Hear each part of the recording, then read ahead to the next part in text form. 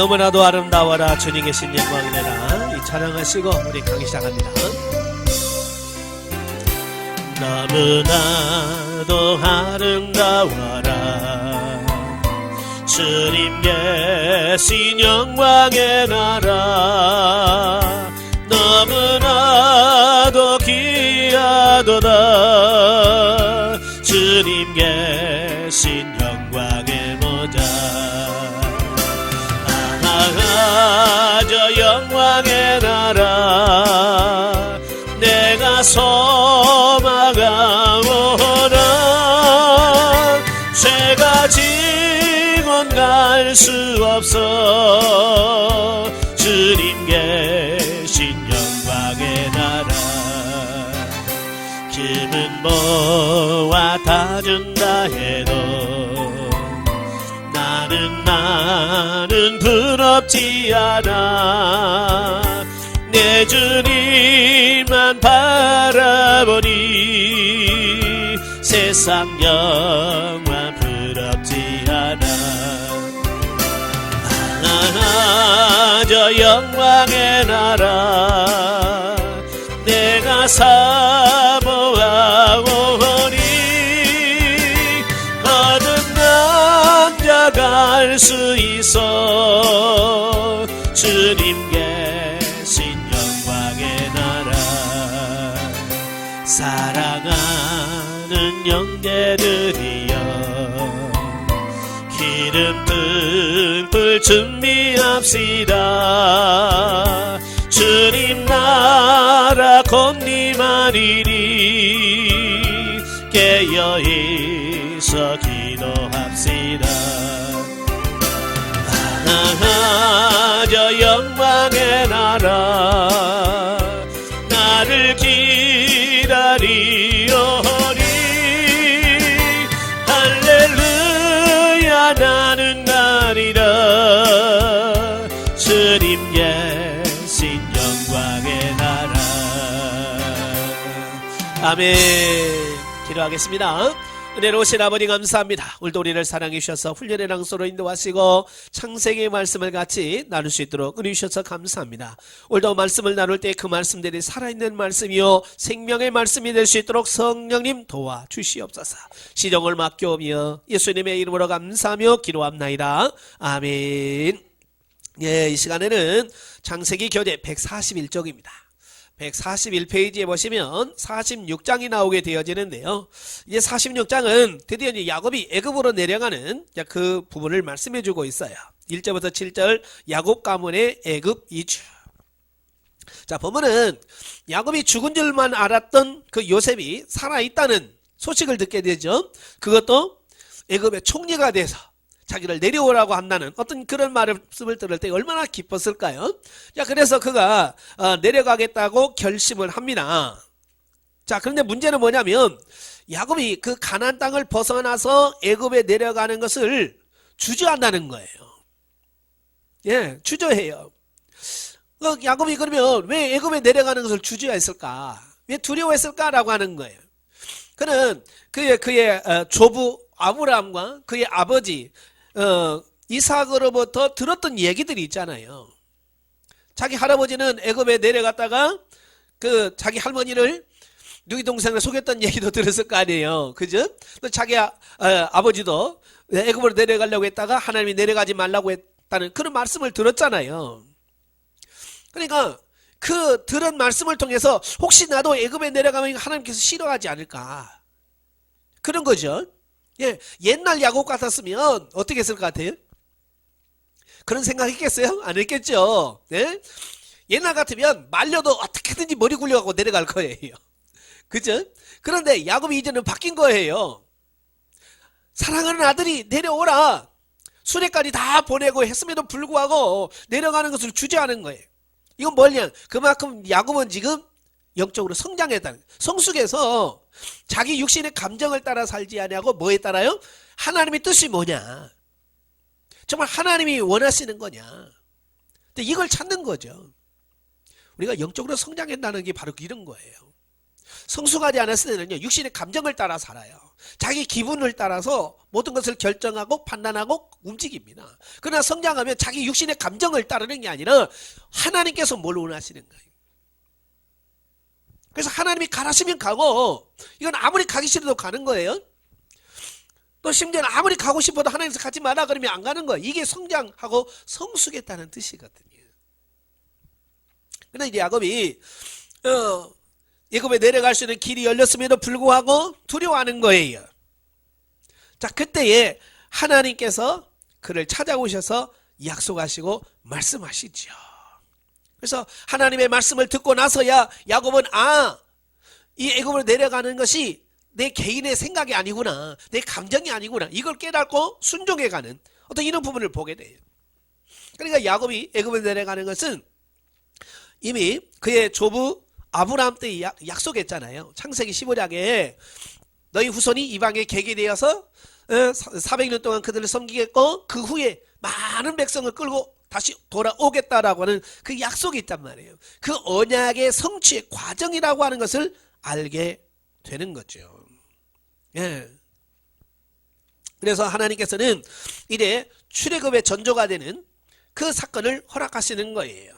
그래서 야곱이 왜 애굽으로 내려갔을까? 예. 왜 하나님께서 그 전에는 아브라함이 내려갔을 때 못 내려가게 하시고 또 이삭이 내려갈 때 말렸잖아요. 근데 왜 야곱은 내려가게 하시는가? 이거 하나님의 계획하심이 있기 때문에 그런 거예요. 사실 두 가지 의미가 있어요. 첫째는 뭐냐? 이 가나안 땅은요, 죄가 너무 많아요. 이 가나안 땅이 너무 죄악으로 관영해 있어서 하나님의 택한 백성이라 할지라도 죄가 많은 가나안 땅에 살다 보면 자연적으로 뭐가 되겠어요? 오염되겠죠. 타락할 수밖에 없는 거예요. 왜? 세상이 너무 타락하는 거니까. 그래서 하나님께서는 그 범죄하고 타락한 가나안 백성들로부터 이 하나님의 선택된 백성들을 분리할 필요가 있다. 예, 분리할 필요가 있는 거예요. 그래서 애굽으로 내려가게 한 거고요. 자, 둘째는 족장 야곱 중심의 가문이 이스라엘 12아들을 중심으로 이스라엘이라는 민족 공동체로 전환하게 되었다라고 하는 거예요. 사실 이스라엘 백성들이 애굽에 내려가서요, 그들은 다른 거 할 일이 없었어요. 예, 왜냐하면 애굽이라고 하는 큰 강대국의 울타리가 그 이스라엘 민족을 딱 지켜주었기 때문에 이스라엘 백성들은 뭐요? 비록 신부는 노예라지만 거기서 결혼해서 애 낳고 살아가는 데는 지장이 없어요. 그러니까 애굽이라고 하는 그 울타리 안에서 다른 민족의 견제를 받지 않은 상태에서 이스라엘 백성의 수가 급속도로 늘어날 수 있도록 만드는 계기가 되어진 거예요. 가나안에 있었다면요, 주변에 있는 가나안 족속들이 그렇게 많아지면 견제를 하겠죠. 전쟁을 하겠죠. 전쟁을 하면 또 사람들이 죽겠죠. 그러면 이스라엘이 그렇게 짧은 시간 동안에 급속도로 숫자가 늘어나지 못하는 거예요. 근데 애굽이라고 하는 울타리 안에 들어가니까 애굽이 지켜주잖아요. 전쟁할 필요가 없잖아요. 예, 그러니까 그 애굽의 보호 안에서 이스라엘은 그냥 숫자가 급속도로 늘어나는 그런 복을 주신 거예요. 하나님의 계획하신 바가 있었다라고 하는 거예요. 한편 본문에서 야곱에게 4가지의 구체적인 약속을 주십니다. 예, 내려가기 주저하는 야곱에게 하나님께서 나타나셔서 그에게 약속을 주셔요. 4가지 약속이에요. 첫째가 뭐냐? 너로 큰 민족을 이루게 하겠다. 너로 큰 민족을 이루게 하겠다. 그렇죠? 그래서 한 가족이 애굽에 내려가지만 올라올 때는 민족이 돼서 올라오잖아요. 그 약속이. 두 번째로는 내가 너와 함께 애굽으로 내려가겠고, 예, 애굽에 내려가지만 내가 너와 함께 하겠다. 임마누엘의 복을 약속하십니다. 그리고 셋째는 너를 인도하여 다시 올라올 것이며, 그러니까 애굽은 영원히 살 곳이 아니라 잠시 머무는 곳이다. 다시 올라오게 될 거라고 하는 약속. 넷째는 요셉이 그 손으로 내 눈을 감기게 하리라. 평안히 죽게 될 거라고 하는 이 4가지 약속을 하게 돼요. 그래서 이 약속을 받고 나니까 야곱이 편안한 마음으로 이래 내려갈 수 있게 되는 이런 부분을 보게 돼요. 자, 여러분도 마찬가지죠.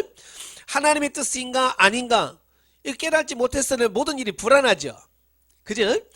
뭐 이사를 하려고 해도 이게 정말 하나님의 뜻인가? 교회를 개척하려고 이게 정말 하나님의 뜻인가? 건물을 얻을 때도 이게 정말 하나님의 뜻인가? 하나님의 뜻을 몰랐을 때는 우리가 불안하단 말이에요. 그런데 정확하게 하나님께서 이거다라고 하나님의 뜻을 명확하게 가르쳐 줬으면 어때요? 그때는 안심하고 편안하게 일을 추진할 수 있는 이런 부분이 생기는 거죠. 예, 그래서 야곱이 그 전까지만 해도 불안했는데 하나님의 약속을 받고 나니까 그가 자신 있게 이제 애굽으로 내려가게 되는 이런 부분을 보게 되죠. 그래서 저와 여러분이 하나님의 뜻을 정확하게 안다고 하는 것이 얼마나 큰 은혜고 복인가. 그래서 늘 우리가 하나님의 뜻이 무엇입니까? 하나님께서 원하시는 게 뭡니까? 라고 하나님의 뜻을 물어서 그 뜻을 정확하게 이해하는 그런 삶이 되어야 될 줄로 믿습니다. 자, 두 번째 단락은 이제 8절부터 27절까지인데요. 자, 애굽으로 이주한 야곱 가족의 명단이 나와요. 예. 그래서 이제 모계별로 이렇게 쭉 기록이 되어져 있는데요. 근데 숫자를 보면 성경마다 약간씩 차이가 나요. 그죠? 본문에는 70명이라고 되어 있고 출애굽 1장 5절, 신명기 10장 22절은 70명으로 기록이 되어 있어요. 근데 사도행전은 75명으로 이렇게 기록되어 있거든요. 그래서 야 성경이 이거 잘못된 거냐라고 이렇게 생각할 수 있는데요. 이제 75명은 애굽에 있었던 요셉의 손자 5명을 포함한 숫자가 까지 포함해서 75명으로 이렇게 우리가 알 수 있는 거죠. 예, 어쨌든 근데 여기 70이라는 숫자를 맞춰 놓거든요. 예. 예, 성경에는요 기록할 때 그냥 의미 없이 기록된 게 없어요. 다 뜻이 있어요. 우리가 이제 숫자적인 개념으로 보면 이 7이라고 하는 숫자는 완전수를 의미하죠. 그죠? 7이라는 숫자는 완전수예요.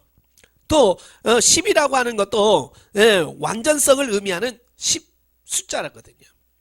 그러니까 완전한 하나님의 뜻 안에서 이스라엘 백성들이 내려가게 하셨다라고 하는 그런 의미를 여기서 부여해 주고 있는 거예요. 그러니까 우리가 70명이냐 71명이냐 이게 중요한 게 아니라 그 말이에요. 그 숫자를 통해서 하나님께서 우리에게 뭘 말씀하시려고 하는지를 보여주는 거죠. 예, 그 다음에 28절부터 34절에 오면 이제 야곱과 요셉이 상봉하는 내용이 나옵니다. 예, 143페이지입니다. 보면은 그 28절에서 30절에 형들에게 심부름을 보낸 이후 22년 만에 애굽 땅에서 눈물의 죄를 하는 장면이 나옵니다. 예, 그리고 32절 34절에서는 야곱 일행이 이제 고센 땅에 거주하게 되는 그 내용이 나오게 되어지는데요. 자, 첫째는 그 애굽에 당도한 야곱이 유다를 요셉에게 파견하여 자기 가족을 고센 땅으로 인도하게 한 사실이 나옵니다. 자, 이는 유다가 곡물을 구하기 위한 2차 애굽 방문 귀환 이후에 야곱으로부터 두터운 신임과 가족 전체의 대표성을 인정받았음을 의미합니다. 그래요? 이제 어떤 일을 할 때 유다가 이제 가족 대표로서 그 일을 해요. 자, 이것은 이제 유다 지파가 이스라엘 왕권과 메시아가 나왔다는 점에서 구속사전 의미에서 굉장히 중요한 이런 부분을 보게 돼요. 그러니까 이런 거야. 때가 되면 하나님께서 어느 순간에 우리를 리더자로 딱 세울 때가 있습니다. 왜? 이제 하나님께서 그를 통해서 하실 일이 있기 때문에 그런 거거든요. 그러니까 하나님께서 세워주실 때 그때 서야 돼. 예. 근데 사람들은 하나님이 세우지도 않았는데 앞서거나 또 하나님께서 세워서 이제 해라고 해도 주저하거나 이제 둘 중에 하나가 많거든요. 예. 때가 되면 하나님께서 세워주십니다. 그러니까 자기가 막 앞서려고 하지 마시고 너무 가려고 하지 마세요. 때가 되면 하나님께서 마음을 주시고 환경을 주시고 돕는 자를 주셔서 하게 하시는 거예요. 그러니까 대부분 보면 너무 하나님보다 앞서서 실패를 많이 해요. 예. 하나님의 뜻은 분명한데 하나님의 그 정한 시간이 있잖아요. 하나님 정한 때. 근데 그보다 앞서니까 항상 문제가 발생하는 거거든요. 예, 기다리십시오. 하나님 앞에 좀 기다리시면 하나님께서 이끌어 주셔요. 예. 두 번째는 요셉이 그의 가족을 이 고센 땅에 거주하게 하여 신중한 조언과 배려를 아끼지 않았다는 것을 여기서 보게 되어집니다. 그러니까 애굽 땅은 굉장히 넓어요. 애굽 땅에는 굉장히 넓고요. 이 고센 땅보다도 훨씬 더 좋은 곳이 많아요. 그런데 왜 요셉은 굳이 더 좋은 곳으로 가족을 인도하지 아니하고 이 고센 땅에 머물기를 강요하는가? 자, 그런 거잖아요. 그죠? 그래서 요셉이 아직도 형들을 미워하는, 더 좋은 것도 있는데 왜 그 구석으로, 총구석으로 이렇게 몰아넣는가? 라고 이렇게 생각할 수 있습니다만은, 여기에서는 굉장한 뜻이 있어요. 그 뜻이 뭐냐? 첫째는 이 고센 땅이 애굽 본토와 상당히 떨어진 곳으로서 이스라엘 민족이 애굽의 우상 문화에 동화되지 아니하고 애굽 이주의 주요 목적이었던 고유한 민족성과 순수한 여호와 신앙의 순수성을 보존하기에 적합한 장소였기 때문이다. 예, 우리가 잘 아는 것처럼 애굽은요, 우상이 많은 나라예요. 예, 우상을 많이 섬기는 나라예요. 그러니까 우상 숭배하는 그 애굽 민족 속에 이스라엘이 섞여 살면 어떻게 될까요? 당연히 그걸 배우겠죠. 그죠? 우상 숭배하는 걸 배워요. 이렇게 고센 땅에 따로 떨어져서 생활하게 했음에도 불구하고 그들이 애굽에서 430년 동안 살면서 배운 게 뭐예요? 예, 금송아지 만들고, 예, 그래서 섬기는 거였잖아요. 따로 떼놔도 이렇게 바뀌는데, 섞고 나서 어떻게 됐을까요? 이건 진짜 말 그대로 개판이었을 거예요. 영적으로 완전 개판이라서 나중에 하나님을 잘 몰랐을 거예요. 근데 그걸 안단 말이에요, 요셉은. 그래서 이 애굽 사람들과 섞이지 않도록 애굽 사람들이 많이 없는 저 시골 변방에다가 딱 따로 둔단 말이에요. 굉장한 의미가 있는 거예요. 두 번째로는 이 고센 땅은 나일강 하류에 이취해서 목초지가 풍부했기 때문에 목축을 업으로 삼는 야곱 가족에게 적당했기 때문이다. 예, 그러니까 이 지역은 풀밭이 많은 거예요. 그러니까 목축업에게 참 좋은 거죠. 사실 이스라엘 백성들은 뭐 하는 사람들이에요? 유목민이었잖아요. 예, 유목민은 뭐예요? 떠돌아다니면서 그 양을 키우고 소를 키우는 어떤 이런 일들을 한 사람들이거든요. 그러니까 그 일을 하기에 적합한 지역이었고, 세 번째가 더 나아가 이 고센 땅은 애굽의 국경지대에 위치했기 때문에 후일 이스라엘 백성이 출애굽할 경우 매우 편리한 지역이 될 것이었다는 거예요. 그렇죠? 출애굽을 할 때 이 경계선에서요. 그러니까 출애굽할 때 금방 애굽을 빠져나갈 수 있었던 거예요. 그러니까 쉽게 갈 수 있는 거죠. 근데 만약에 저 남방부나 중앙에 있었다면 중앙에서 애굽을 빠져나오는 기간도 굉장히 길었을 거예요. 그러면 출애굽하기가 쉽지 않았을 거예요. 그죠? 근데 저 가에 변방에 있었기 때문에 그냥 짐 싸 가자 금방 출애굽할 수 있었던 거죠.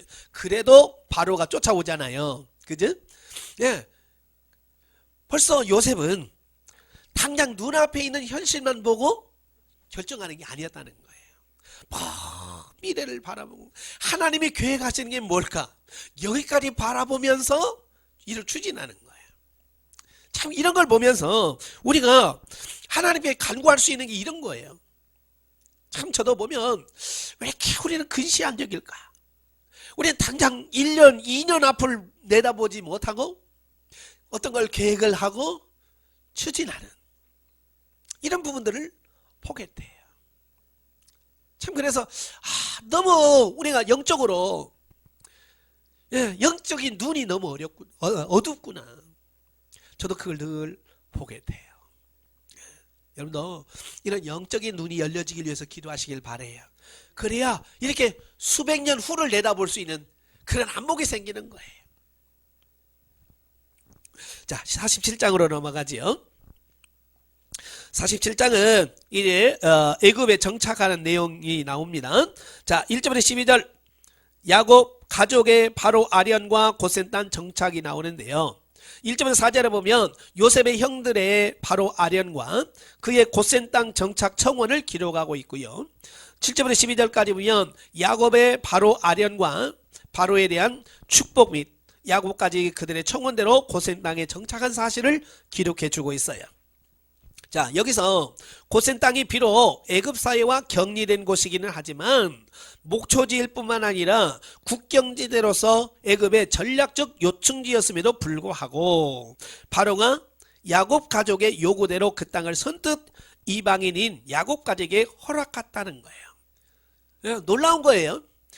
그 땅이 좁은 땅도 아니고 넓은 지역이거든요. 예? 어찌 보면 국가적으로 굉장히 중요한 지역이에요.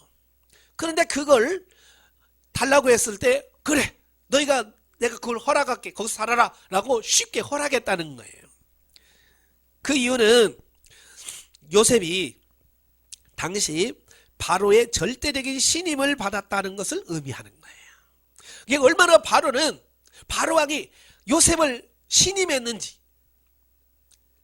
그 땅 주세요. 그래 가져. 이게 쉽지 않단 말이에요. 이게 얼마나 그를 믿었는가를 볼 수 있는 거예요. 전에도 말씀드렸지만 이 사람과의 관계 속에서 신용을 얻는다라고 하는 것은 굉장히 중요한 거예요.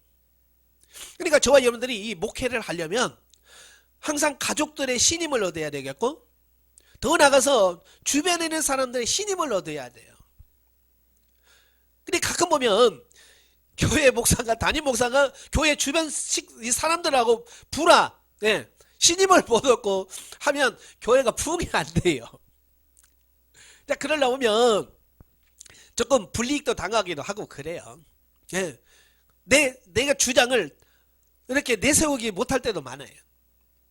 쉽게 말해서 제가 안양에서 교회를 개척했어요. 이제 상가예요. 상가 3층을 얻어서 하는데요. 예. 상가 130평 위에 3층을 다 얻었기 때문에 어찌 보면 지분이 많은 거죠. 예. 근데 뒤에 주차장이 있어요. 상가 뒤에 주차장이 있어요. 그래서 어느 날 제가 그 주차장에 주차를 했죠. 왜? 당연히 내가 세를 들었고 하니까 우리 건물 주차장에 당연히 내 차 주차할 수 있잖아요. 근데 전화가 왔어요. 이 차 주인이세요? 그래서 네. 누구신데 여기다 주차했어요? 그러더라고요. 근데 얼마 이사 간지 얼마 안 돼서 바로 전화 와서 그래서 저 3층에 목사예요. 그랬더니 남의 집 장사하는 데다가 주차를 해놓으면 이 1층 상가 손님들 와야 되는데 여기다 주차해 놓으면 손님들이 못 온다. 그러면서 전화하는 거예요. 순간적으로 나 이 건물에 새 들어서 나도 내 지분이 있어 라고 하는 마음이 쑥 올라오는 거예요. 그러면 어떻게 되겠어요? 저도 주장할 수 있죠. 나 여기 새 들었는데 내 권리가 있다 라고 말할 수 있단 말이에요. 그러면 될 수 있는 문제는 없어요. 그런데 문제는 뭐냐면 그 다음에 계속 그분들과 좋지 않은 관계를 형성할 수밖에 없는 거예요. 그래서 그래요 알겠습니다. 제가 답해 드릴게요. 나는 권리가 있어요. 그런데도 그 밑에 있는 상가들은 그렇잖아요. 식사하러 오실 사람들이 한 대라도 되면 손님을 더 많이 받을 수 있는데 내가 권리를 주장해서 거기다 대놓으면 그럴 수 있단 말이에요. 그래서 그 다음부터는 제가 될 수 있으면 특별한 경우를 제외하고는 그 주차장에는 제가 주차를 안 하고 저 멀리다 대고 걸어서 다녔어요. 자, 그런 거예요. 내가 권리가 있어요.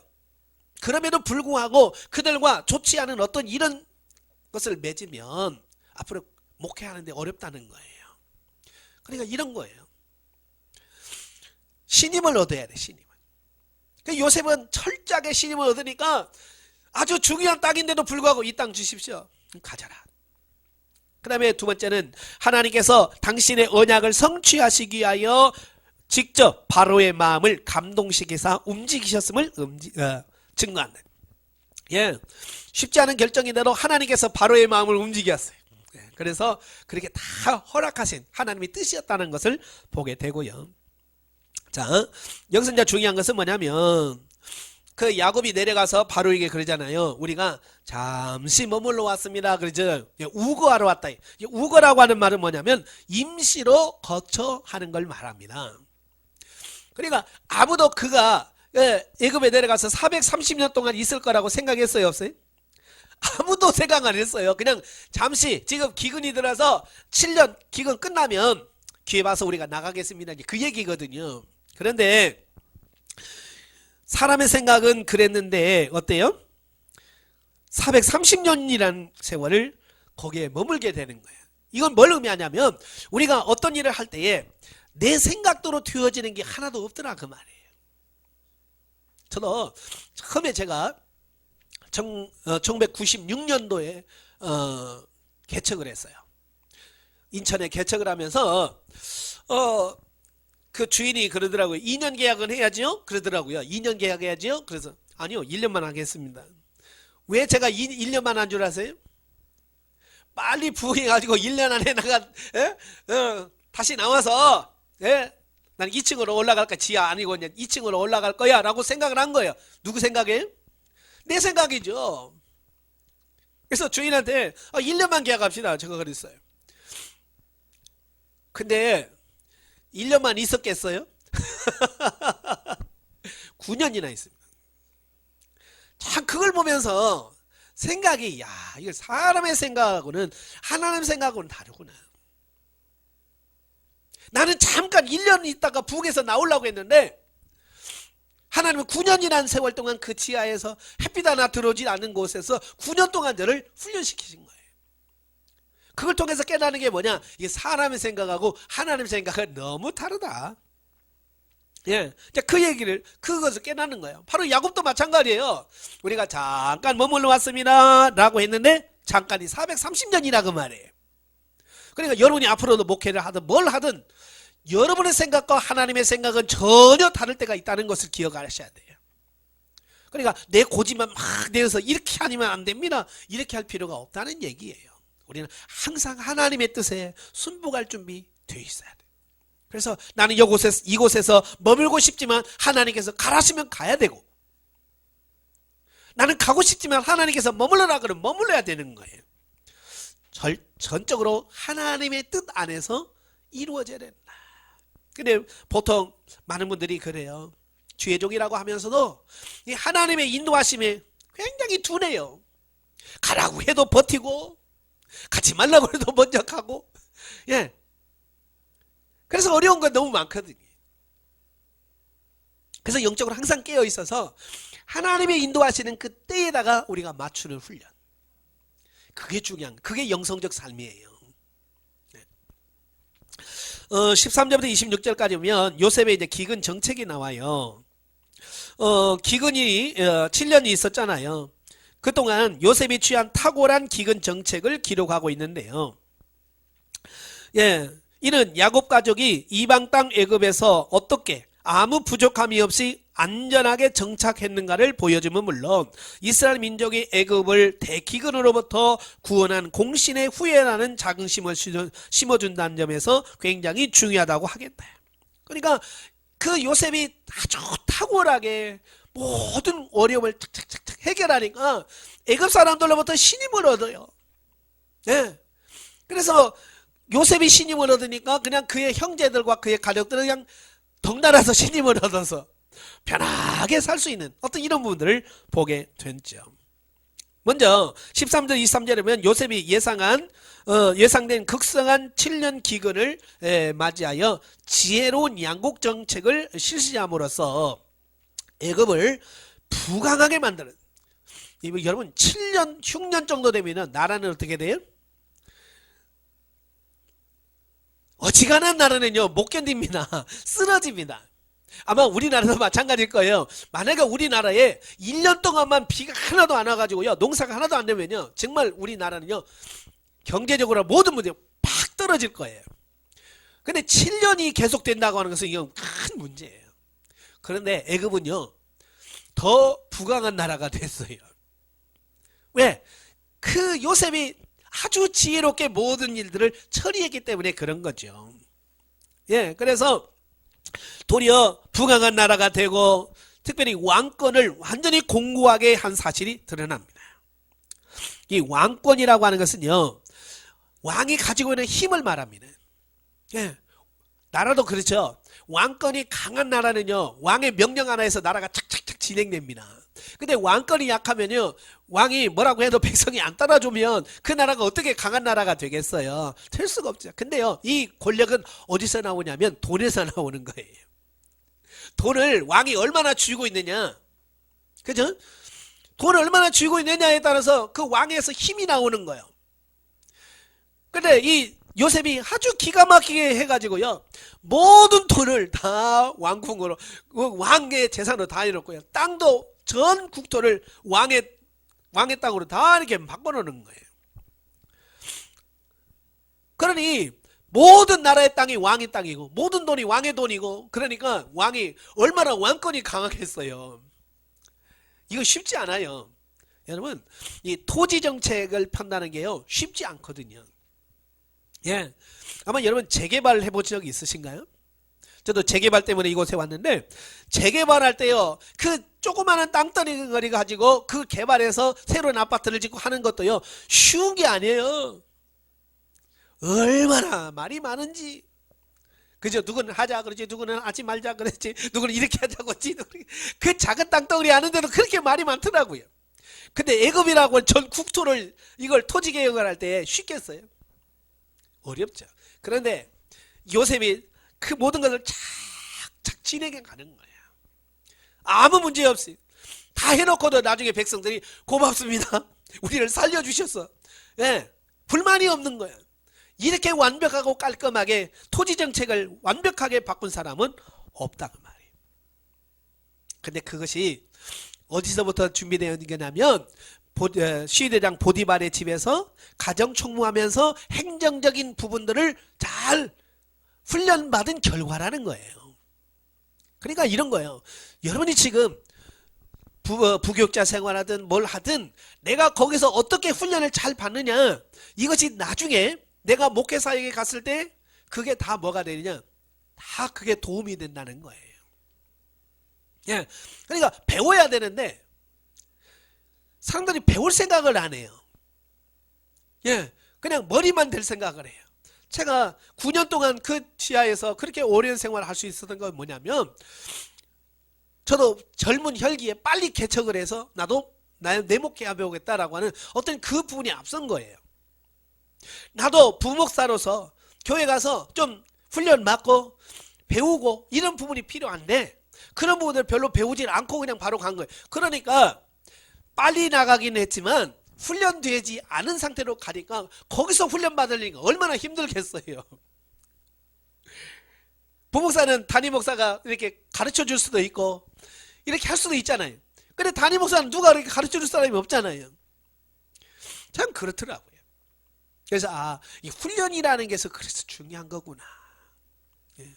그래서 저도 그래요. 그래서 젊은 사람들 만나면 너무 그렇게 서두르지 마라. 훈련해라. 훈련을 받아야 하나님께서 내게 목회자를 줘도 그걸 잘 감당할 수 있지. 내가 훈련되지 않으면 줘도 못한다. 예, 훈련 받으셔야 돼. 그래서 여러분이 이렇게 이끄시는 모든 부분들을 보면 하나님께서 여러분을 훈련시키기 위한 과정으로 이렇게 주신 부분이 많습니다. 그러니까 그 과정을 잘 훈련으로 통과하시길 바라요. 자, 27절에서 32절까지면 야곱의 유언적 당부가 나옵니다. 죽음의 임박을 느꼈던 야곱이 요셉에게 남기는 유언적 당부입니다. 그들이 애굽에 내려갔을 때 기근만 끝나면 바로 가나안으로 갈 걸로 생각했지만 벌써 17년이나 시간이 지나버렸어요. 시간 빨리 지나갑니다. 그죠? 네, 17년 시간이 돼서 이제 야곱도 이제 이 세상을 마무리할 시간이 다 됐어요. 그때에 그 야곱이 요셉을 부릅니다. 요셉을 불러서 여러 가지 당부를 하게 되어지는데요. 그 당부 중에 하나가 뭐냐면, 자기가 죽거든 자기 시신을 애굽 땅에다가 매장하지 말고 그 조상들이 있는 그 선양 가나안 땅에 있는 막벨라 굴에다가 자기를 장사해달라는 그런 부탁을 하게 돼요. 자, 여러분, 애굽에서 그 가나안까지 간다는 것은 쉽지 않아요. 지금처럼 뭐 차가 뭐 교통이 편리하고 그러면 금방 갈 수 있겠습니다만, 옛날에는 걸어서 이렇게 가면 그래서 최소한 일주일 이상 걸리는 거리예요. 이게 자식들을 뭐 고생시킬 일이 있어요? 그죠? 그냥 편하게 아무데나 묻어라 그러면 좋을 텐데, 야곱은 죽으면서 뭐라고 하냐면, 내가 죽거든 내 시신을 여기다 묻지 말고 선영이 있는 가나안 땅에다가 묻어달라고 요청을 하는 거예요. 자, 야곱이 왜 그랬을까? 야곱이 왜 자기를 그 가나안 땅에다가 묻어달라고, 장사를 지내달라고 말씀했을까라고 하는 거예요. 단순히 우리 아버지가 묻힌 곳이니까 나도 거기에 가고 싶다? 그런 뜻이 아니에요. 뭘 의미하냐면 그 밑에 나오죠. 야곱의 이러한 부탁은 하나님의 약속이 주어진 가나안만이 이스라엘의 참된 기업이라는 신앙과 언젠가는 그의 후손들이 하나님의 약속대로 가나안 땅에 복귀되리라고 하는 믿음에 근거한 부탁이었다는 거예요. 그러니까 지금 애굽에 살지만 이 애굽은 영원히 살 곳이 아니라 우리는 언젠가는 돌아가야 할 내 본토, 고향, 하나님의 약속의 땅에 있다는 것을 이 야곱은 기억하는 거예요. 예. 그래서 요셉과 모든 식구들 애굽에서 그렇게 편하게 잘 사니까 그것들은 어떻게 하겠어요? 가나안에 갈 생각이 있겠어요, 없겠어요? 없지요. 편한데 좋은데 왜 가? 잊어버리고 싶단 말이에요. 그래서 야곱이 야, 이건 잊어버리면 안 된다.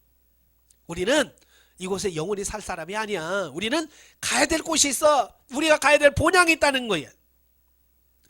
그걸 바로 가르쳐 주려고 한 거라고 하는 사실이에요.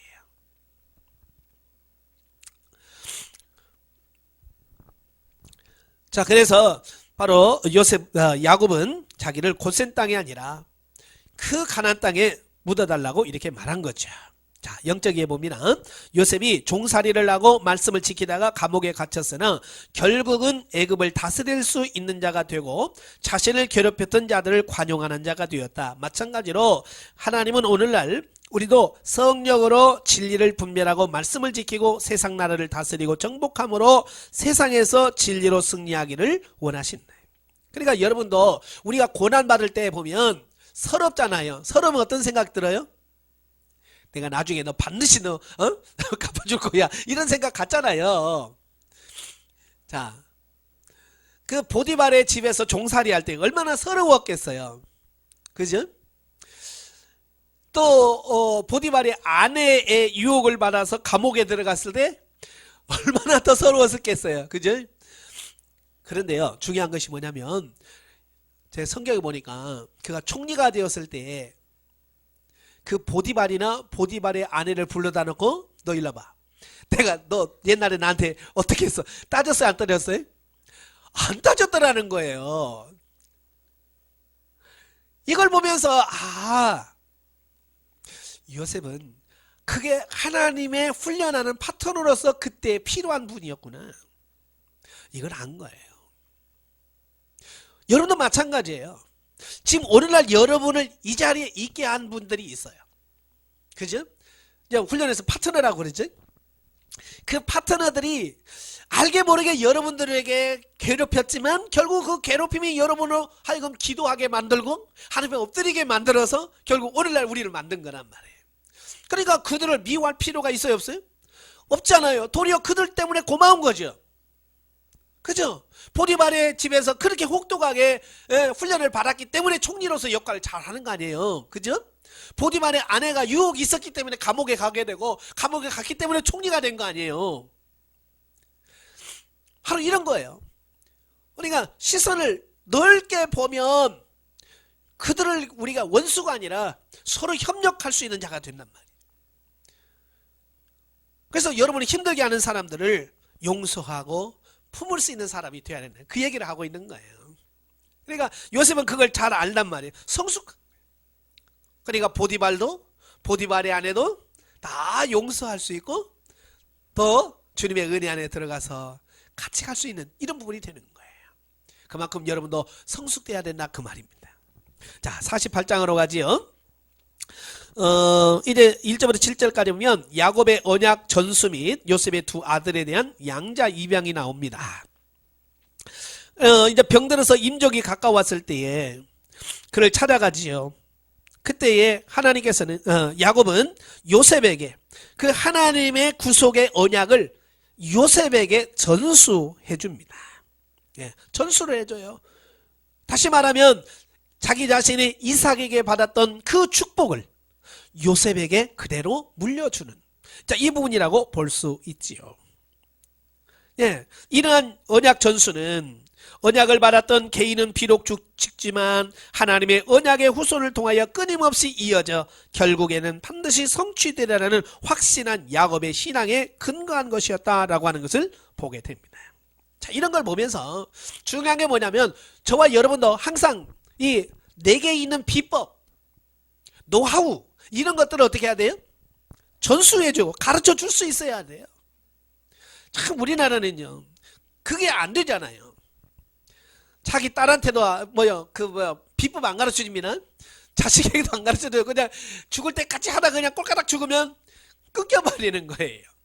그러니까 그 훌륭한 문화재라든지 이런 것들이 이어지질 않죠.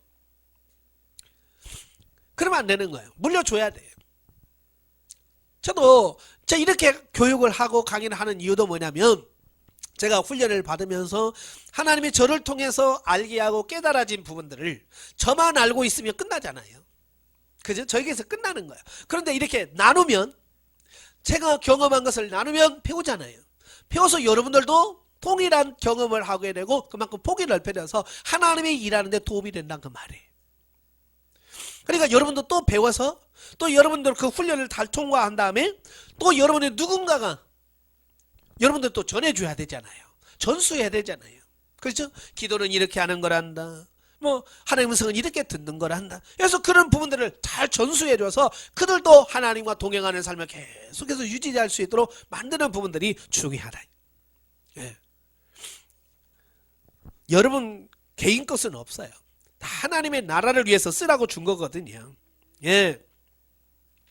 이러한 야곱의 자세는 오늘날 우리들에게 매우 중요한 교훈을 주는데 그것은 하나님의 언약이 성취되기를 소망하는 중에 바라며 살아가는 성도는 그 약속의 성취가 더디다 할지라도 끝까지 인내로 기다려야 할 뿐만 아니라 비록 당대에 성취되지 않는다 할지라도 변치 않은 하나님의 언약을 기억하고 자녀들이 하나님의 말씀에 따라 살아가도록 성심껏 지도해야 한다는 것이다. 예. 특히 이제 목회자들도 욕심 없는 목회자도 없지요. 그죠? 근데 욕심이 너무 지나쳐서 자기가 모든 것을 다 하고 죽을 것처럼 하는 분들이 많아요. 교회를 해도 그래요. 내가 죽을 때까지 뭘 이루어서 그냥 끝내려고 하는 어떤 이런 부분이 있거든요. 너무 우리 한국의 목회자 보면 욕심이 너무 많아요. 그러니까 내가 할 수 있는 영역에서 최선을 다하고 나는 물러나고 나의 후임이 더 이렇게 폭을 넓혀서 이렇게 할 수 있도록 해야 되는데 내가 모든 걸 다 끝장을 내려고 하는 거예요. 예, 너무 욕심이 많아요. 저는 그래서 내가 할 수 있는 부분까지 최선을 다해서 길을 만들어 놓고, 그죠? 내가 죽으면 또 누군가가 그 자리에 서서 또 일을 해갈 수 있도록 이렇게 터전을 만들어 놓는 어떤 이런 부분들이 중요한 거거든요. 예, 그게 안 되면 안 되거든요. 만약에 저도 늘 고민하면서 그런 거예요. 내가 영원히 죽지 않고 이 사역을 할 수 있다는 보장은 없잖아요. 그죠?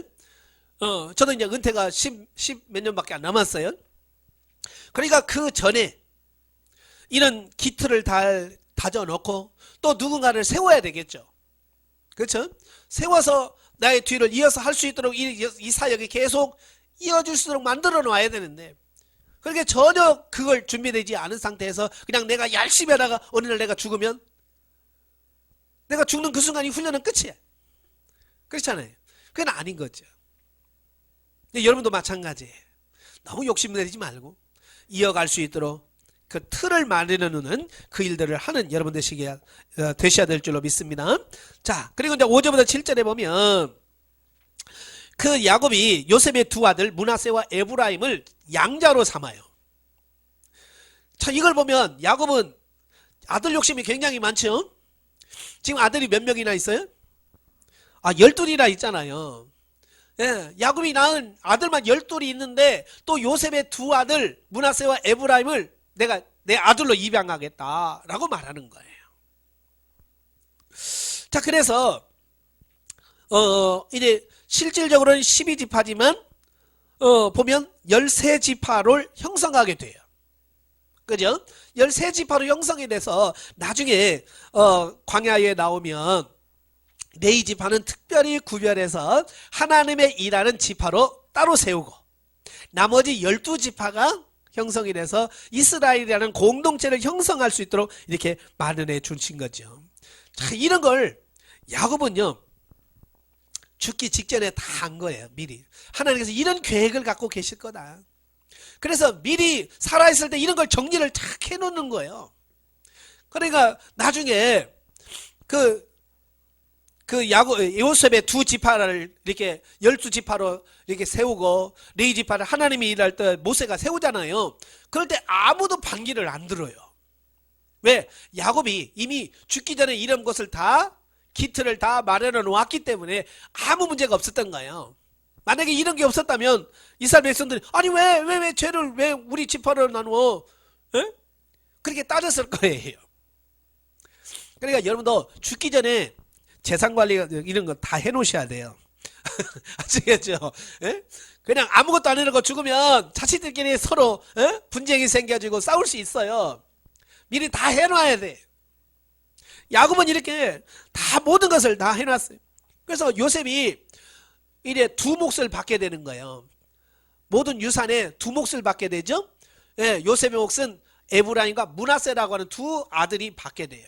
이걸 통해서 실질적인 야곱의 장자는 누구냐면 요셉이에요. 예, 장자권을 누가 물려받았느냐? 요셉이 야곱의 장자권을 물려받은 것이 된다라고 볼 수 있어요. 원래 장자권은 루벤이 받아야 되거든요. 근데 루벤은 성모 비라와 간통 사건을 통해서 이미 이제 빠졌죠. 또 시므온과 레이는 그 세겜성의 사람들을 무지하게 죽였잖아요. 그때 또 아버지의 눈에서 이미 난 거예요. 그러다 보니까 결국은 그 요셉이 그 이스라엘의 어떤 장자로서의 어떤 이런 자격이 주어졌다라고 이렇게 보면 되는 거죠. 자, 여기서 이제 중요한 게 뭐냐면 루벤이 실질적인 장자인데도 불구하고 장자의 특권을 누리지 못하는 거예요. 줘도 못 사용하는 어떤 이런 부분을 보게 되는 거죠. 왜냐하면 관리를 못해서 그래. 이걸 통해서 우리에게 지금 교훈해 주는 게 뭐냐면 하나님께서 여러분들에게 이런 영적인 복을 주시고 누려라고 말해도 우리가 준비되지 아니하면 우리가 자격을 갖추지 못하면 루벤처럼 뺏긴다는 거예요. 아시겠죠? 근데 우리가 목사로서 하나님의 그 목회자로서의 어떤 특권을 주시는 게 있어요. 근데 우리가 준비되지 않으면 그 모든 부분들이 다 상실될 수 있다는 것을 말씀해 주고 있는 거예요. 마치 이스라엘은 부속사의 측면에서 굉장히 중요한 핵심적인 민족이잖아요. 그죠? 그런데 예수 그리스도가 이 땅에 오셨을 때 예수 그리스도를 배척하고 십자가에 못 박혀 죽이는 일을 앞장섰잖아요. 그래서 결국 이스라엘 백성들은 이 하나님으로부터 이 구속사 속에서 버림을 받게 돼요. 그래서 그 복음이 이방인에게 넘겨가죠. 그죠? 그래서 지금 이방인에게 복음의 주도권을 다 빼앗겨 버렸잖아요. 이스라엘이라는 나라는 지금도 있지만 복음의 주도권은 아직도 이방에 있어요. 이제 말세가 되고 주님이 오시면 이건 말세는 회복이 되겠지만 이렇게 자기에게 주어진 특권을 관리 못하면 빼앗길 수 있다는 거 항상 기억하셔야 돼요. 그래서 우리가 긴장하셔야 됩니다. 그 다음에 8절부터 12절까지 보면 요셉의 두 아들에 대한 야곱의 축복이 나오죠. 예. 그래서 므낫세와 에브라임을 이제 양자로 입양한 이후에 그에게 이제 축복을 하게 되어지는 이 부분을 보게 됩니다. 자, 그럴 때 축복할 때에 그 요셉의 두 아들 므낫세와 에브라임을 축복하되 그 야곱이 차자인 에브라임을 므낫세보다도 더 높였다라고 하는 것을 보게 돼요. 자, 물론 이 야곱이 이제 거동이 불편하잖아요. 그래서 축복을 할 때에 요셉은 그 야곱의 그 오른손, 그러니까 두 손이 있잖아요. 오른손, 왼손이 있는데 이스라엘은 항상 오른손이 더 능력이 있고 강하고 어떤 그런 걸 상징하잖아요. 그러니까 요셉의 입장에서는 자기의 큰아들인 므낫세가 그 야곱의 오른손으로 축복을 받고 둘째 아들인 에브라임은 야곱의 왼손으로 축복을 받기를 원했단 말이에요. 그래서 그렇게 딱 데려갔는데 야곱은 손을 어긋맞게서 오른손을 차자의 에브라임 머리에 왼손을 므낫세. 그 요셉의 생각과는 전혀 다르게 만들죠. 요셉이 그러죠. 이거 잘못됐습니다. 근데 야곱이 뭐라고 그래? 안다. 나도 안다. 여기서 저는요, 그 야곱이 비록 나이가 많아서 눈이 안 보였잖아요. 그죠? 근데 그의 아버지 이삭은 안 보여서 실패했죠. 실수했잖아요. 근데 이 야곱은 안 보여도 하나님의 뜻에 정확하게 순복한다는 거예요. 그래서 제가 그 아브라함이나 이삭이나 야곱 이 족장 중에서 가장 성화, 영적으로 제일 변화가 많이 되고 죽을 때까지 온전한 사람 중 야곱이라고 하는 이유가 거기 있거든요. 눈이 안 보여, 육신의 눈이 안 보여도 하나님을 볼 수 있는 영적인 영안은 열려 있었다는 거예요. 이게 중요한 거예요. 우리는 자꾸 눈이 안 보이는 걸 가지고 뭐라 한단 말이에요. 그래서 예수님도 그러죠. 바리새인당에서 너희는 소경이라. 차라리 안 본다고 하면 죄가 없으려니와 본다고 하니까 죄가 그대로 있다. 자, 그 말씀 하잖아요. 그러니까 육신으로 보는 건 보는 게 아닌 거예요. 요셉은 육신의 눈으로 얘가 므낫세고 얘가 에브라임과 봤잖아요. 야곱은 안 보였어요. 그런데 영의 눈이 열리니까 하나님이 누구에게 축복을 주는지, 하나님 누구를 선택하는지 아는 거예요. 그래서 손을 어긋맞춰서 하나님의 뜻으로 축복하는 이 부분을 보게 된다. 바로 이런 영적인 부분이 우리 목회자 여러분들에게 있어야 바로 그런 부분들이 성도들에게 읽혀졌을 때 아, 우리 목사님은 정말 신령한 분이야, 이게 인정이 되는 거예요. 다른 게 아니라 하나님이 뜻을 정확하게 행하는 거. 그런 여러분 되시길 바래요. 49장으로 가면 이제 야곱의 12아들에 대한 예언과 죽음에 대한 내용이 나와요. 1절부터 28절까지 오면 야곱이 죽기 전에 그 12아들을 불러놓고 축복하는 내용이 나오죠. 그래서 순서에 따라서 쭉 축복을 해주는데요. 자, 여기서 야곱의 축복의 그 특징들을 보면 첫째는 축복의 순서가 나이 순서가 아닌 모계별로 이루어졌다는 거예요. 보통 보면 서열상으로 쭉 해서 첫째, 둘째, 셋째 이렇게 쭉 가는데 야곱은 그게 아니라 모계별로. 그래서 특별히 이제 맨 처음에 레아의 6아들에 대해서 축복을 하고, 그 다음에 두 첩인 빌하와 실바의 4아들, 그리고 마지막으로 라헬의 2아들들 순으로 이렇게 축복이 이루어집니다. 히브리 사람들의 특징이 뭐냐면 중요한 걸 맨 마지막에 하는 거예요. 그래서 그 순서상에서 왜 라헬의 2아들을 맨 마지막에 했는가라고 하는 부분을 볼 수 있고요. 자, 둘째, 각 아들의 죄악과 선행에 따라서 저주와 축복이 주어졌다는 것이다. 이는 하나님의 보응의 원리를 잘 보여준다. 그러니까 야곱이 그들을 축복할 때에 그냥 아무렇게나 그냥 해주는 게 아니라 그들이 어떤 삶을 살았는가, 지금까지 어떤 삶을 살았는가를 따라서 그들의 행위에 따라서 거기에 따라 이런 축복을 해주더라, 그 말입니다. 그래서 잘 산 사람은 축복을 선언하고 못되게 산 사람은 저주를 받게 되고, 자, 그렇게 되어지는 이 부분을 보게 되죠. 이건 하나님의 심판의 원리와 딱 들어맞죠. 그렇죠? 하나님께서 항상 그러잖아요. 내가 너희가 행한 대로 갚아줄 것이고 너희 심은 대로 거두게 해주겠다. 이게 하나님의 심판의 원리와 동일한 거죠.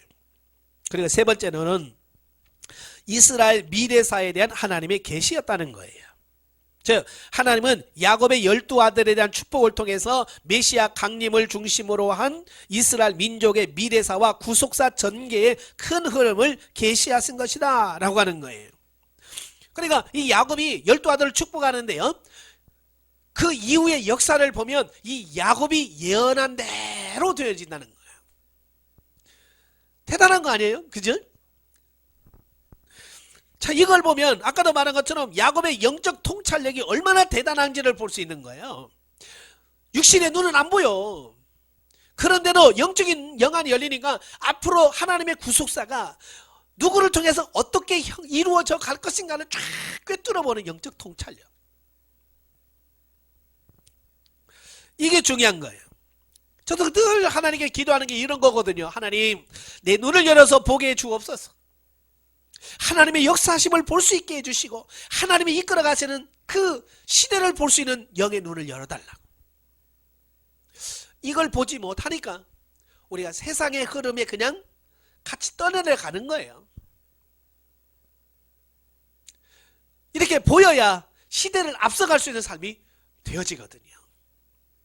그래서 여러분도 이런 시대에 이런 영적인 눈이 열리는 여러분 되시길 바라요.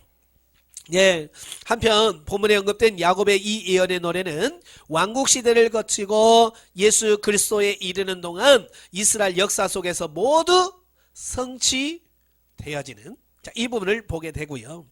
이러한 사실은 향후 전개될 선민의 역사가 하나님의 주권적 섭리 속에 포함된 하나님의 구속사라고 하는 것을 명백하게 증거가 되어집니다. 그러니까 역사는요, 그냥 흘러가는 게 아니에요. 역사는 그냥 흘러가는 게 아니라 뚜렷한 목적을 가지고 하나님께서 운행하고 계시는 거예요. 그러니까 그 운행해 가시는 하나님만이 그 모든 것을 알 수 있는 거죠. 그죠? 하나님이 계획하셨기 때문에 하나님은 다 아시는 거예요. 그래서 우리가 늘 하나님 어떻게 할까요? 하나님 뜻이 무엇입니까? 라고 묻는 이유가 뭐냐? 우리는 이 하나님의 계획하신 말을 모르잖아요. 그냥 하나님은 계획하셨기 때문에 그분은 아신단 말이에요. 그러니까 그분에게 물으면 주님께서 우리에게 가르쳐 주시고 깨닫게 해주실 거다, 그 말이에요. 네. 29절 33절에 보면 야곱의 마지막 당부와 임종이 나오게 되어집니다. 자, 보면은 야곱의 마지막 당부와 임종에 관한 기록으로 야곱은 12 아들에 대한 예언과 축복을 다 마친 후에 사후 자신의 시신을 가나안 땅 조부 아브람의 선영에 장례해달라고 부탁을 합니다. 그리고 그가 죽지요. 자, 이걸 보면서 우리가 깨닫는 게 뭐냐면 사람은 누구나 죽더라. 안 죽을 사람이 있어요, 없어요? 예, 아무리 안 죽고 싶어도 죽어요. 그건 어쩔 수가 없는 거예요. 하나님이 정하신 것이기 때문에. 그러니까 우리가 지혜자는 누구냐? 내가 죽을 때가 있다는 것을 아는 게 지혜잖아요. 그래서 전도서에 보면 그러잖아요. 우매자의 마음은 찬치집에 있어도 지혜자의 마음은 초상집에 있느니라. 그래서 이게 우매자는, 이게 미련한 사람들은 늘 오늘 누구 집에 가서 신나게 노나, 예? 세상에서 재미, 쾌락을 추구한단 말이에요. 오늘 가서 뭐 하고 놀지? 이런 분야 초점 맞추는데 지혜로운 사람은 초상집에 두는 거예요. 초상집에 둔다는 것은 뭐예요? 아, 나도 언젠가는 저렇게 죽을 텐데 죽은 다음에 나는 어떻게 될까? 그래서 죽음 이후를 준비하고 죽음 이후를 예비하고 살아가는 사람, 이 사람이 누구냐? 그게 지혜로운 자라, 그 말이에요. 예, 야곱은 그가 언제 죽을 거라는 걸 아는 거예요. 그래서 그 자손들에게 다 예언하고 나 말하고 결국 죽더라. 자, 이로써 파란만장하고 우여곡절이 많았던 야곱의 인생 여정은 막을 내리고 그의 12아들에 하여 새로운 선민의 역사가 시작되었다. 자, 그런데 자, 야곱이 오래전부터 자신의 죽음을 준비했다는 거예요. 자, 이게 중요한 거예요. 죽는 거 다 아는데 뭐냐? 준비하느냐 안 하느냐, 이 차이거든요. 그래서 그는 죽음에 임하면서도 결코 두려움 없이 죽음을 조용한 자세로 받아들였음을 보여주는데, 이것은 야곱이 육신의 장막을 벗어나 하나님이 마련하신 안식처록 하게 되리라는 것을 확신했기 때문이었다. 이와 같이 신앙인은 결코 죽음을 두려워하거나 거부할 이유가 없다. 예. 그래서 정말 하나님을 진실히 믿는 사람과 믿지 않는 사람들은 언제 보면 차이 나냐면 죽음 인종에 앞서면 알게 돼. 죽은 사람을 보면 알게 돼. 천국에 대한 소망을 갖고 있는 사람들은 그렇게 편안하죠. 예, 인정하고 나서 그 얼굴도 보세요. 편안합니다. 인상 쓰지 않아요. 그런데 천국에 대한 소망이 있는 사람들 보면 얼굴이 찌그러져 있고요. 얼굴이 험악하고요. 예, 그런 모습을 보게 돼. 예. 이런 모습 보면서 우리도 죽음을 준비할 수 있는, 그래서 요즘에 이제 웰다잉이라는 말, 잘 죽는 거, 네? 어떻게 잘 죽을 것인가? 예, 많이 이제 그 연구도 하고 하지만 웰다잉은 제일 중요한 게 뭐냐면 정말 천국에 대한 소망을 갖고 있는가? 예, 그렇잖아요. 천국에 소망이 있는 사람들은 죽음이라고 하는 게 두려운 게 아니잖아요. 행복하잖아요. 더 좋은 곳으로 가는데 인상 쓰고 갈 사람 누가 있어요? 가기 싫어서 발부둥 친 사람 누가 있어요? 예? 예, 빨리 가고 싶어서 난리잖아요. 마치 뭐 소풍 갈 때 애들을 보면 왜 이렇게 새벽에 안 와? 그러잖아요. 그죠? 빨리 가야 돼. 밤이 길어. 왜? 가는 게 좋잖아요. 그러니까 정말 천국에 소망 있는 사람은 아유 주님이 왜 나를 안 부르시나? 근데 그게 안 된 사람은 죽음 얘기만 하면 싫어하고요. 예? 설교 시간에 죽는 얘기만 하면 맨날 죽는 얘기만 한다고 그러고 그걸 굉장히 싫어한단 말이에요. 왜? 아니 거기에 소망이 없기 때문에 그런 거죠. 예. 어때요 여러분? 죽을 준비가 다 되셨나요? 예, 죽을 준비가 되어 있어야 돼요. 저도 젊었을 때는 목사였는데도 이 죽음에 대해서 좀 두려운 생각이 있더라고요. 그래서 막상 죽음이라고 하는 거, 자, 그런 게 있었어요. 그런데 저도 이제 전신 마취하고 수술실에 몇 번 들어가 봤거든요. 그 몇 번 들어가면서 처음에는 굉장히 두려운 마음이 확 들더라고요. 왜? 이제 내가 들어가서 못 나올 수도 있다. 어떤 그런 두려움이 있었는데요. 몇 번 하고 나니까요, 이제 그게 그런 두려움이 사라지더라고요. 아, 이렇게 편안하게 갈 수 있구나. 그래서 죽음이라고 하는 부분들이 두려운 게 아니라 이제 그냥 이 세상에서 삶을 마무리하고 하나님의 나라로 가는 거라고 하는 어떤 이런 의식이 생기니까요. 이 죽음에 대한 두려움이 없어지게 되고 소망이 생겨지고. 자, 그래요. 자, 영적에 봅니다. 10절에 보면 다윗의 혈통과 그 자녀에게 주신 왕권에 대한 축복을 말하는 것뿐만 아니라 유다 지파에 의해서 실로가 오시기까지 미칠 것을 말한다. 실로는 일반적으로 다윗을 가리키지만 궁극적으로 그리스도를 말한다. 그러니까 야곱은 예수 그리스도가 유다의 지파를 통해서 태어나서 구세주가 탄생하실 것까지 미리 쫙 내다보는 말이에요. 얼마나 대단합니까? 예. 그러니까 2000년을 내다보는 거죠. 예. 2000년을 내다보고 사는 사람이 누구냐? 야곱이에요. 우리는 2000년은 못 내다봐도 예, 좀 몇 년 앞을 내다보면서 살 수 있는 그런 영적인 사람이 되지 않겠어요? 예. 마지막 50장입니다. 1절부터 14절은 이제 야곱의 장례식에 대한 말씀이에요. 자, 본장은 넓게는 하나님의 창조 기사로 시작된 본서의 종결 부분이냐, 좁게는 아브라함, 이삭, 야곱을 거쳐 요셉에까지 이르는 족장 시대의 막을 고하는 장이에요. 자, 그 중에서 보면은 야곱의 장례가 엄숙한 애도 속에 거행되는 장면인데요. 자, 좀 더 상수를 보면 1.3절은 야곱의 시신을 장례하기 위해서 40일간의 준비와 70일간의 애굽인의 애도 장면을 말하고, 또 4절부터 9절은 요셉이 바로의 허락을 받아서 야곱의 시신을 가나안으로 운구하는 장면을 말씀하고 있습니다. 그리고 잘 마치는 장면이 나오는데요. 자, 이 본문의 기록에 따르면 야곱은 애굽 이주 이후에 아마도 요셉의 아비로서 왕족 예우를 받았던 것으로 보인다. 왜냐하면 그의 장례가 애굽 온 백성이 70일이나 애곡하는 국장으로 치러졌다는 거예요. 여러분 보통 보면 3일장 치르죠? 예.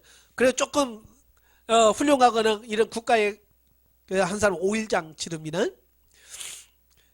네, 여기서 이제 국가에 예전에는 애굽의 왕이 죽으면 그 왕을 죽으면 70일 애곡합니다.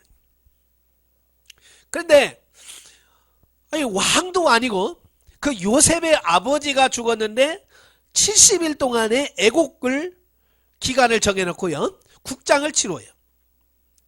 자, 이건 그때 당시 요셉의 위치가 얼마나 대단했는가를 알 수 있는 거예요. 요셉도 아니고 왕도 아닌데 그 요셉 총리의 아버지 죽었다고 국장을 치러진단 말이에요. 왕이 죽은 대우점을 해주는 거예요. 이건 그만큼 요셉이 얼마나큼 애굽에서 인정받고 있었는지를 보여주는 한 장면이라고 볼 수 있고요. 또 그의 시신을 미라로 만들기 위해서 40일 동안을 하게 되고요. 또 임종 부탁에 따라서 야곱의 시신을 가나안 땅의 선영으로 운구되는데, 이러한 야곱의 긴 장래 행렬은 400년 후에 전개될 이스라엘 민족의 출애굽 행렬을 미리 보여주는 거예요.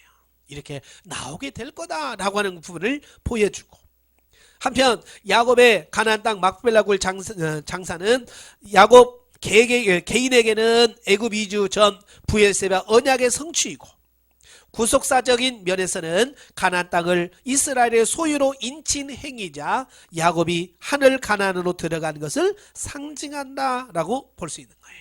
그러니까 이런 상징적인 모습을 봐야지, 이런 걸 못 보면 아이고 야곱은 죽어서까지 자신들 고생시켜, 이렇게밖에 우리가 생각할 수 없어요. 그러니까 이런 부분들을 문자적으로 볼 때에 이걸 보지 말고 그 뒤에 숨겨져 있는 그 하나님의 영적인 의미를 바로 볼 수 있는 그런 시각이 열려져야 돼요. 자, 15절부터 21절까지 보면 그 이스라엘의 12아들의 결속에 대한 부분이 나옵니다. 야곱의 사후 과거에 저지른 죄악으로 인하여 요셉으로부터 어떤 보복을 당하지는 않을까 두려워하는 형들을 요셉이 간곡히 위로함으로써 이스라엘 공동체가 용서와 화해 중에 새롭게 결속되는 장면이 나옵니다. 자, 이날 보면은 눈물과 포용으로 모든 잘못을 용서한 지난날의 화해 사건의 재확인으로서 형제들에 대한 요셉의 아름다운 용서와 사랑이 야곱의 12아들을 결속시킴으로써 결국 이스라엘 12 공동체를 탄생시키는 중요한 촉매되었음을 보여준 것이다. 자, 우리말에도 그런 말이 있어요. 도둑 맞은 사람은 발 뻗고 자도 이 도둑놈은 발 못 뻗는다는 말이 있잖아요. 죄 짓는 사람은요, 양심의 가책이 있어요. 물론 지금 17년 전에 그 형들을 요셉이 다 용서했잖아요. 그죠? 당신이 나를 팔았으므로 근심하지 마소서, 한탄하지 마소서, 당신이 판 것이 아닙니다. 하나님이 우리를 구원하시기 위하여 나를 이곳에 보내셨습니다 라고 말하면서 이 요셉이 용서해 주었잖아요. 그죠? 형제들 다 용서해 주었어요. 그런데 그 요셉을 판 형제들은 이 마음속에 그게 남아있는 거예요. 늘 미안하고 늘 어떤 죄성 이걸 가지고 있는 거예요. 불안한 거죠. 그러니까 형제들은 아버지가 살아있을 때는 효성이 지극한 요셉이 아버지 봐서 자기들을 어떻게 할 수 없을 거라는 건 아는 거예요. 근데 이제 아버지가 죽고 나니까 걱정되는 거죠. 그죠? 이제 말려줄 아버지도 안 계시고. 그러니까 이거 요셉이 권력도 있지 힘도 있지. 그러니까 이때 너희 형들 다 일러봐. 옛날에 어떻게 했어? 그러면 이제 뭐 어떻게 할 거야? 그러니까 형들이 걱정이 되는 거예요. 그게. 요셉은 용서해 줬는데도 죄 지은 사람은 자유가 없는 거예요. 그러니까 장사치러 오자마자 형들이 주르르 가고 요셉한테 자기 아버지 핑계 대잖아요. 아버지가 평소에 이렇게 말했다. 내 형들이 잘못했을지라도 다 용서해 주라는 그 말 했어요? 안 했어요? 안 했잖아요. 안 했어요. 근데 형들은 불안하니까 그 효성이 지극한 그 요셉을 마음을 움직이려고 아버지가 마치 한 것처럼 꾸며서 얘기를 하잖아요. 근데 요셉은 왜 형들이 그런 말을 하는지를 알잖아요. 자기는 용서를 다 해줬는데 자유를 누리지 못하는 그 형제들이 불안해하고 있는 그 형들의 모습을 보면서 요셉은 너무 마음이 아픈 거예요. 예. 그래서 요셉은 도리어 형들을 위로하면서 걱정하지 마라. 형들의 자녀를 내가 키우겠다. 그러니까 그 전까지만 해도 서먹서먹했던 관계들이 얼마나 더 친해지겠어요. 사실 전에도 말씀드렸지만 이 야곱의 12아들은요 하나 되기가 어려운 상황이잖아요. 왜요? 배다른 형제들이잖아요. 엄마가 넷이나 되잖아요. 아마 여러분 같은 씨에서 같은 배에서 나온 자녀들도 형제들도 이게 많다 보면 10명 넘어가 봐요. 꼭 배신한 놈들이 있거든요. 형제들 보면 꼭 별 싫은 형제들이 있어요. 튀는 형제들이 있어. 그래서 그 형제들의 마음이 하나 되기 어려워요.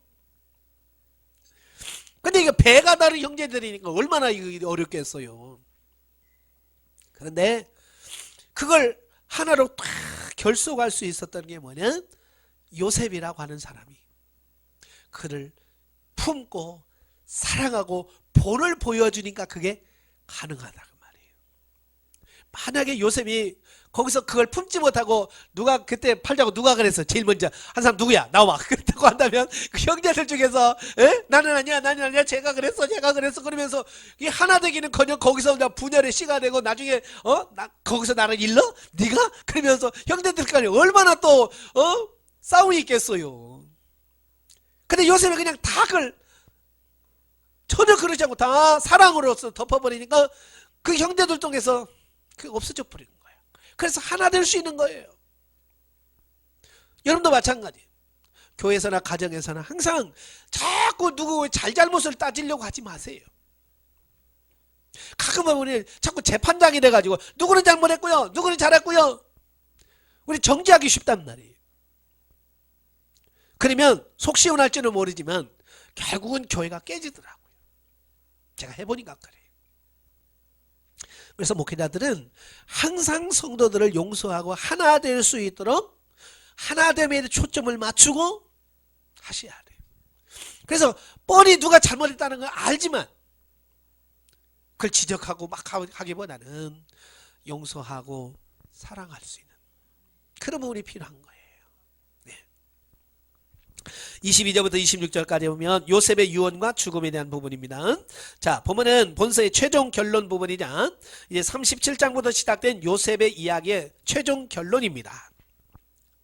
자, 요셉이 장수와 번성의 그 축복을 누리던 중에 110세의 향년으로 조용히 눈을 감는 장면이에요. 참 안타깝죠? 110세라는 젊은 나이에 죽어요. 지금 110세면 어휴 많이인데 그때 당시는 좀 젊은 측에 속해요. 예. 보통 할아버지가 187세, 180세, 자기 아버지가 137세에 돌아가시고, 예. 그랬잖아요. 근데 요새는 110세에 죽어요.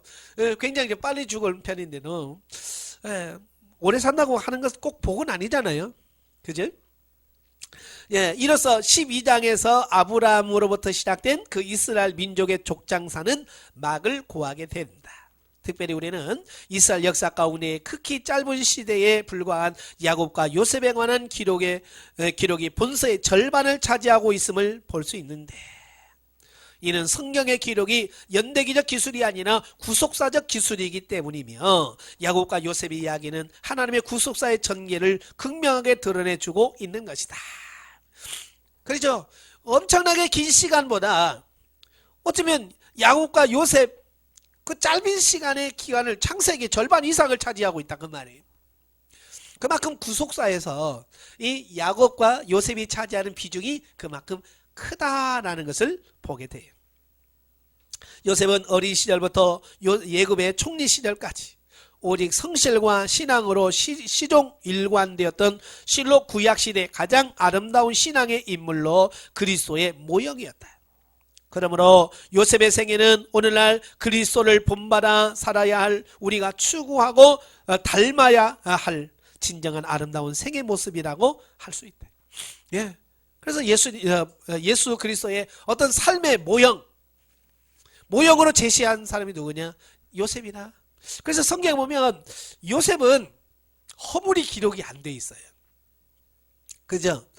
굳이 찾으라고 한다면 어렸을 때 형들 고자질한 거 그죠? 형들이 잘못했을 때 아버지한테 가서 고자질한 것 빼고는 요셉의 삶에서 어떤 흠이 없어요. 그래서 이 세상에서 흠이 없고 실수가 없으신 예수 그리스도의 모형을 그대로 보여주신 분이 그 요셉이다라고 이렇게 볼 수 있고요.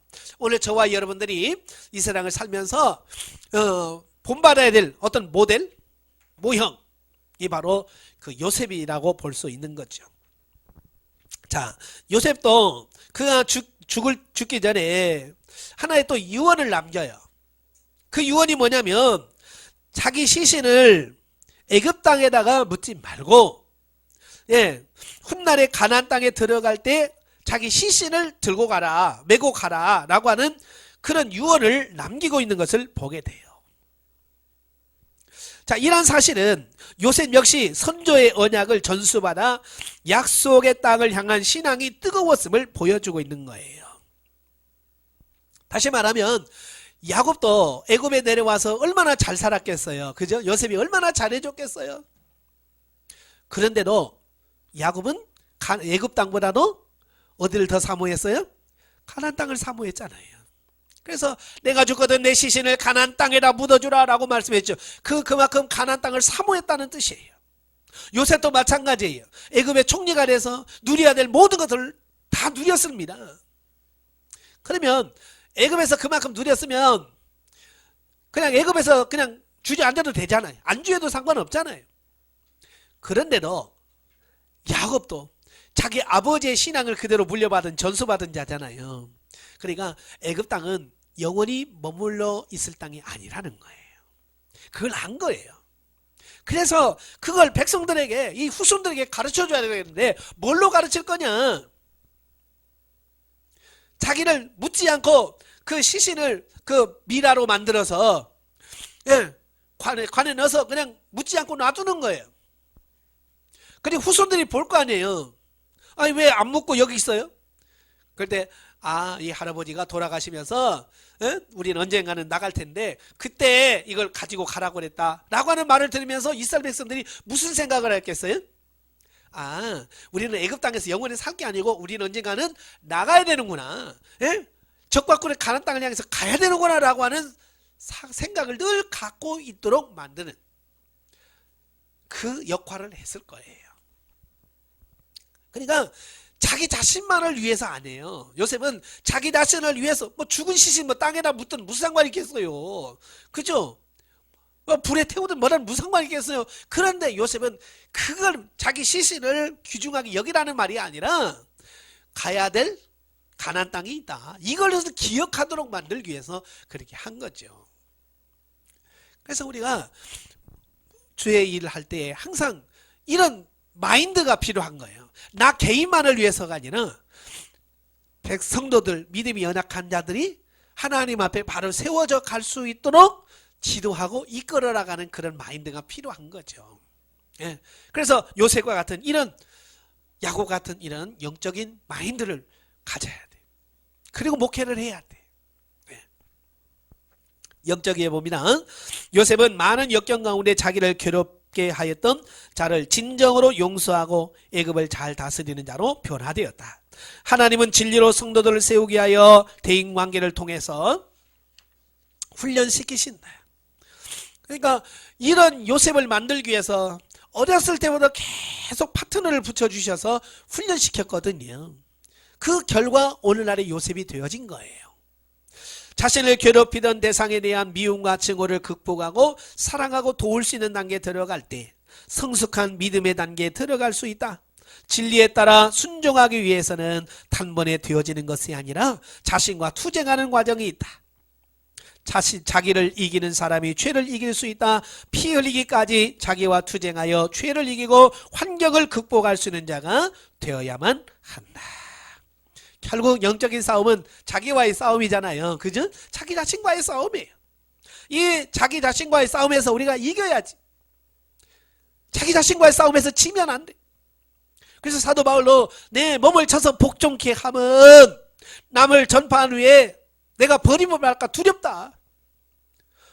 그래서 항상 사도 바울은 자기 자신이 자기 자신과 싸우는 이런 영적 싸움을 끊임없이 싸워. 영성훈련은 다른 사람과 싸우는 게 아니에요. 내 자신과 싸우는 거예요. 자칫 잘못하면 영성훈련 하면서 자꾸 다른 사람과 싸워. 부부간에 싸우고 그 싸움이 아니에요. 진짜 싸움은 내